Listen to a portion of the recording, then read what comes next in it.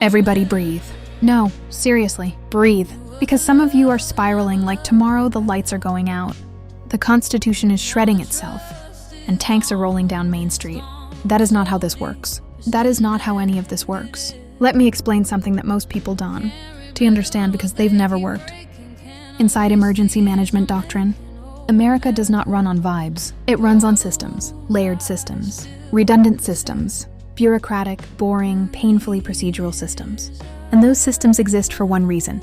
So no single human can flip a switch and end the world. You want to know what actually happens in a crisis? Not TikTok apocalypse fantasy, not cable news theatrics, not dystopian Netflix. Real life. When there is instability, threat, or constitutional tension, government does not collapse. It defaults to structure. It defaults to Incident Command System, ICS. ICS is not martial law. It is not dictatorship. It is not some secret coup mechanism. It is a coordination framework. It was built so that during chaos, agencies don't fight each other. Roles are defined. Authority is shared. Decisions are documented. Everything is logged.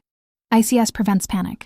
It prevents freelancing. It prevents rogue behavior. And when multiple jurisdictions are involved, that's where unified command comes in. What is unified command? Unified command means multiple authorities share decision-making under one coordinated structure, not one dictator, not one general, not one president gone wild. Shared command.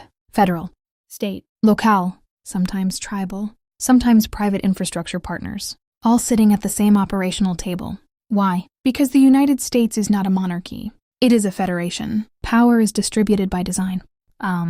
Let me say this clearly. Even in the worst-case constitutional stress scenario, no one wakes up and declares, "All right, democracy's over." That's not how our continuity framework works. There are continuity of government plans, continuity of operations plans, succession statutes, federal record systems, inspector general oversight, congressional authority, judicial review, National Guard structures, state constitutional authority. Layers. Layers on layers on layers. It is bureaucratic armor. It is slow on purpose, because slowness prevents tyranny. And here's what people don't get. Emergency coordination loss of rights. The incident command system is used for hurricanes, wildfires, terror attacks, pandemics, infrastructure failures. It's about logistics, communication, resource allocation, operational clarity. It does not suspend the Constitution. Only Congress can do certain things. Courts still function. States retain sovereignty. Governors have power. National Guard answers to governors unless federalized. There are checks everywhere. And no, unified command is not soft martial law. Martial law replaces civilian authority with military authority. ICS preserves civilian authority. That is the difference. One centralizes power. The other distributes it. One removes legal structure. The other is built on legal structure. Huge difference. Let's talk about fear. People are afraid of food supply collapse, power grid failure, military takeover, currency implosion, civil war overnight. But here's what actually happens in any modern crisis.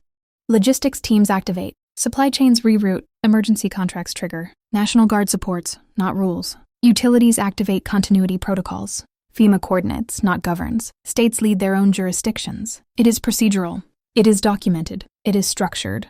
And yes, it is boring. Boring is good.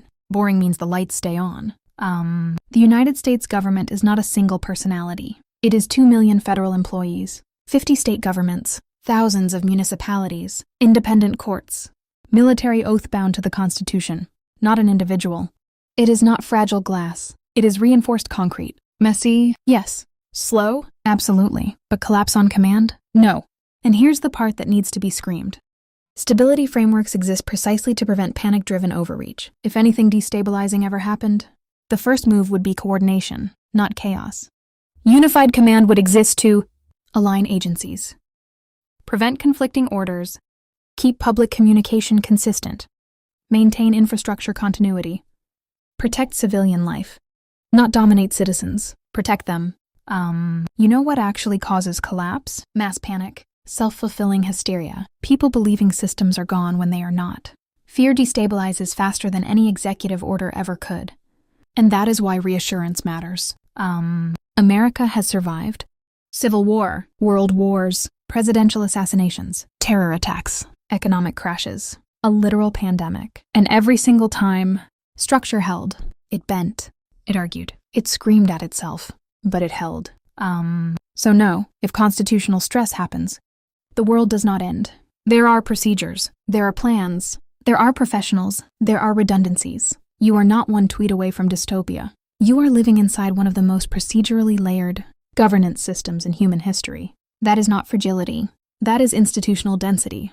So breathe. Turn off the apocalypse soundtrack. Understand that emergency coordination is not tyranny. Unified command is not a coup. ICS is not martial law. It is structured crisis management. And structure is the opposite of chaos. America is loud, divided, messy, but it is not one dramatic headline away from implosion. Systems exist, and systems are stronger than personalities. Now, if you want, I can. Turn this into a stateswoman-style version, calmer. Future Secretary of State energy? Create a cinematic poster concept around structure over panic. Or break this into a 3-part educational series for your audience. You're not trying to scare them. You're trying to steady them. That's leadership.